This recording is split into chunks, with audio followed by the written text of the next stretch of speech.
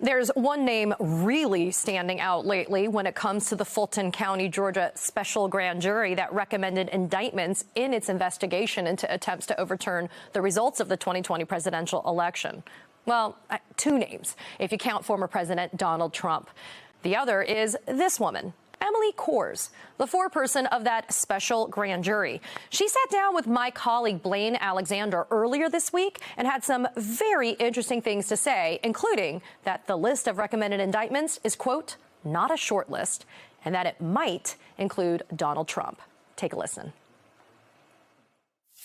Did the grand jury recommend an indictment of former President Trump? I'm not going to speak on exact indictments. Would we be surprised? Are there bombshells of who is being recommended for indictment? I don't think that there are any giant plot twists coming. I don't think that there are any, giant,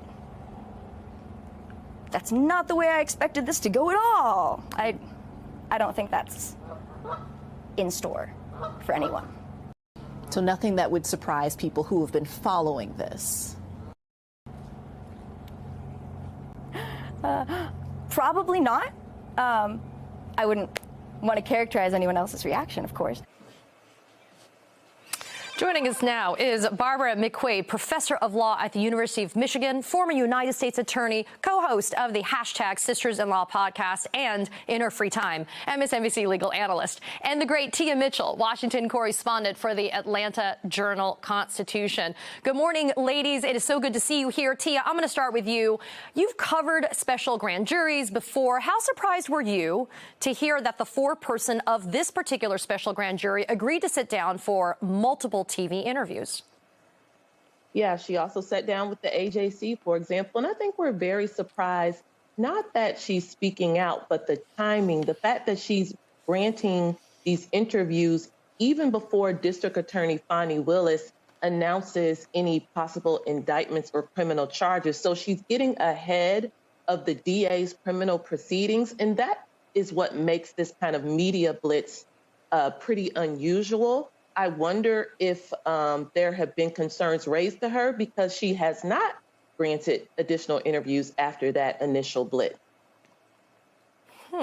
Barb, the judge in this case actually spoke yesterday about this media blitz that Tia just talked about. Let's take a quick listen to what he had to say. So I don't think it'd be appropriate for me to respond directly. I think it's important for people to understand that the grand jurors took an oath, and that oath requires the grand jurors to maintain in confidence, keep secret, their deliberations. So, Barb, the judge, they are very clear about the parameters surrounding how these special grand jurors could speak publicly. You wrote a pretty specific op-ed for MSNBC Online, putting forth your opinion. I did want to ask a specific angle, though, from that op-ed. There are some defense attorneys for targets of this investigation saying now that they may file motions to dismiss because of Emily Kohrs' interviews having, quote, tainted what is supposed to be an independent, bias-free process. What's the likelihood of success of that strategy by those defense attorneys? I think that strategy will fail, Katie. There is some case law on this topic that, matters occurring before the grand jury can cause problems down the road. But in this case, there's this unusual two-step process. We've got this special grand jury whose job was only to investigate and make recommendations. There's still another grand jury that has to hear the case and sign off on any indictments. And so I think that process is likely to cure any taint that may exist by what has happened so far with these statements by the grand jury foreperson. You know, Tia, to the point you made a couple of minutes ago, we haven't heard from DA Fani Willis since this particular media tour that was done by Emily Kohrs. But the last that we heard from Fani Willis, she said indictments were, quote, imminent. Listen, you and I could probably spend hours kind of dissecting that word imminent. But based upon what you've heard from this foreperson during the course of these interviews, do you have any new news, on that front in terms of timing? No, and I think that Fani Willis, she did kind of clarify to us at the AJC, she means legally imminent, not reporter imminent. So, I think we were hoping days, but it could be weeks as she builds her case and decides what she thinks is the strongest evidence, the strongest charges to bring to the regular grand jury. I think Emily Kohrs was working independently, completely independently of the district attorney. From what we understand, the district attorney had no idea that Emily Kohrs was going to do those media interviews that she did. So we can't really read into anything Emily Kohrs said as far as the timing, because she has really nothing to do with what the district attorney is doing now. So it's just kind of a waiting game. We do think, again, probably in the next few weeks, but there really is no certain timeline with District Attorney Willis.